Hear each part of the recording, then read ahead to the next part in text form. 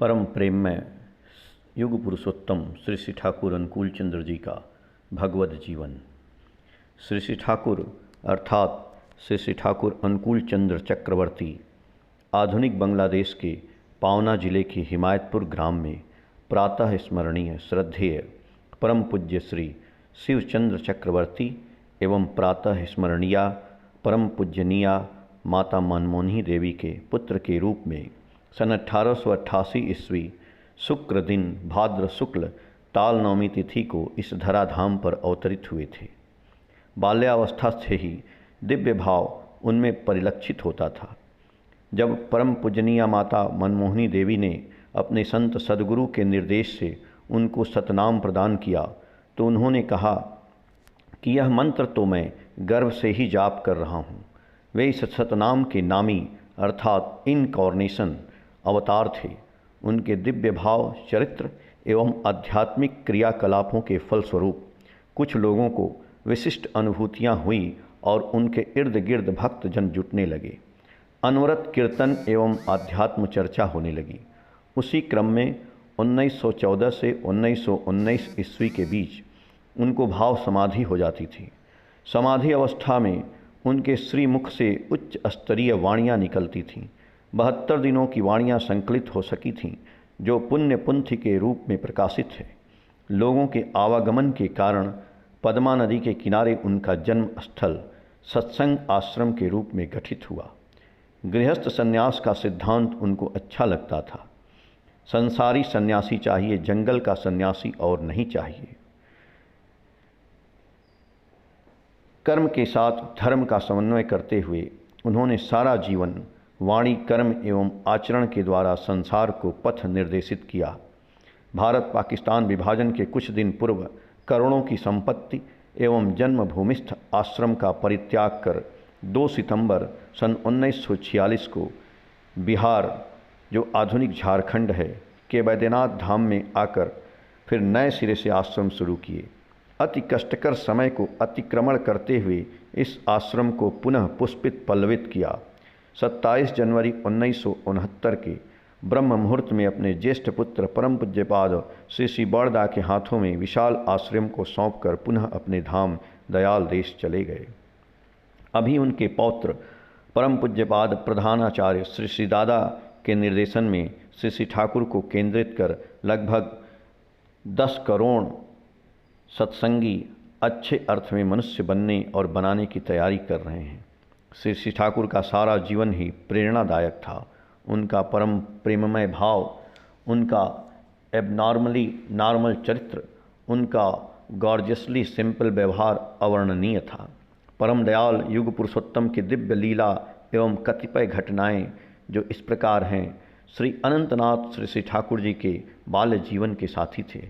हिमायतपुर आश्रम से उनका घर 2 मील दूर काशीपुर ग्राम में था। एक दिन श्री अनंतनाथ ने अपने घर की कुटी में सोचा कि अब शरीर रखकर क्या होगा, प्रभु का दर्शन नहीं हो रहा है। तब वे घर का दरवाज़ा बंद कर फांसी पर लटकना ही चाहते थे कि उस घोर अंधकार एवं बारिश में श्री श्री ठाकुर जी हठात पहुँचकर दरवाज़ा पीटने लगे कि मैं भीग रहा हूँ, अनंतदा दरवाज़ा खोलिए। जब उन्होंने दरवाज़ा नहीं खोला तो श्री श्री ठाकुर ने दरवाज़ा पर जोर से प्रहार किया तथा दरवाज़ा तोड़कर घर में घुसे एवं श्री श्री ठाकुर ने कहा कि मुझे छोड़कर कहाँ जा रहे हो? भगवान की खोज में? भगवान दिन रात जो तुम्हारे आगे पीछे घूम रहे हैं, यह क्या नहीं देखते हो? श्री अनंतनाथ ने अपने भगवान को श्री श्री ठाकुर में दर्शन पाया एवं आश्रम में आकर श्री श्री ठाकुर जी के निर्देशानुसार पूजनीय माता मनमोहनी देवी से दीक्षा लिया। अनंतनाथ प्रथम शिष्य थे। श्री किशोरी मोहन तत्कालीन महात्मा श्री हरनाथ ठाकुर के शिष्य थे। श्री हरनाथ ठाकुर का ही आदेश हुआ कि अब तुम जाकर पूर्ण अवतार श्री श्री ठाकुर अनुकूल चंद्र जी का दीक्षा ग्रहण करो।